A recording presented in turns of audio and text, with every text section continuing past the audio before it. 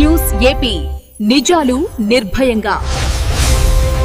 తోటపల్లి గూడూరు మండల పరిధిలోని కోడూరు పంచాయతీలో గౌడ సంక్షేమ సంఘం ఆధ్వర్యంలో ఆత్మీయ సమావేశం ఘనంగా నిర్వహించారు.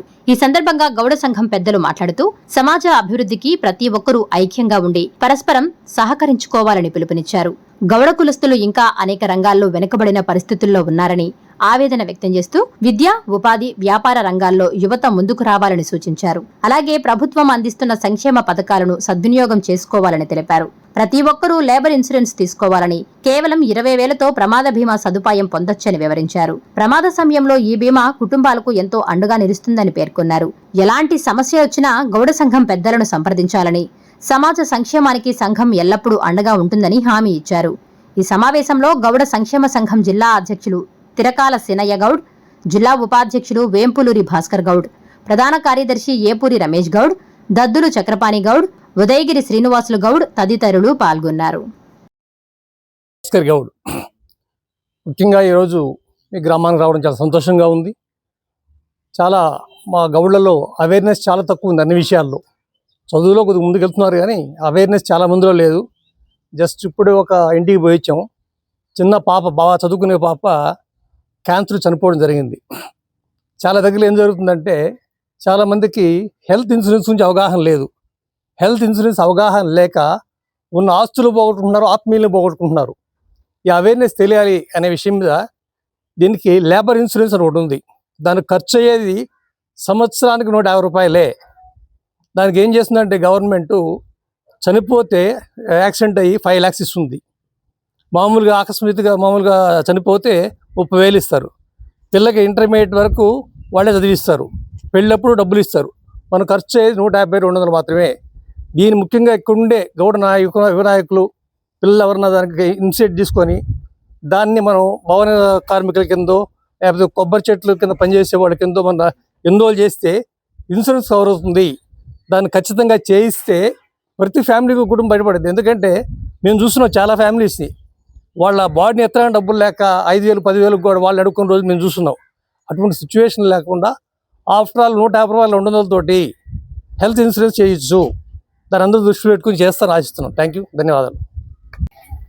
నా పేరు తిరకాల సేనయ్య గౌడు, నెల్లూరు జిల్లా గౌడ సంఘం అధ్యక్షుడిని. మేము గత 15 రోజులుగా మా గౌడ సంఘీయుల ఆత్మీయుల సమావేశం గ్రామాన జరుపుకుంటూ అందులో భాగంగా ఈరోజు ఈ కోడూరు గ్రామంలో జరుపుకోవడం జరుగుతుంది. మా ముఖ్య ఉద్దేశం మా గౌడులందరినీ ఐక్యం చేసుకొని మాకు రావాల్సిన హక్కులు గురించి చర్చించుకొని తదనికి అనుగుణంగా రాష్ట్రానికి నివేదించి మా హక్కుల్ని మేము పరిరక్షించుకుంటాం. మా గౌడ కులంలో కల్లుగీత కార్మికులు చాలామందికి పెన్షన్స్ లేక మెంబర్షిప్లు ఇవ్వకుండా ఇబ్బందులు జరుగుతున్నాయి.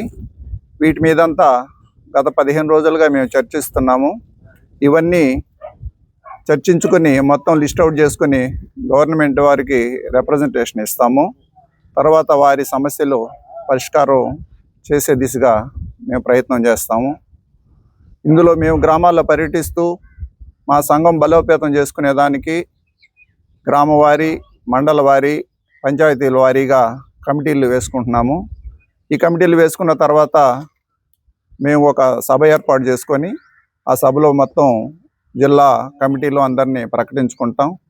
తద్వారా మా హక్కుల్ని కాపాడుకొని మా హక్కులకై పోరాటం సాగిస్తాం. నమస్కారం. తిరకాల మోహన్ బాబు, నేను గౌడ యువజన సంఘ నెల్లూరు జిల్లా అధ్యక్షులుగా పనిచేస్తున్నాను.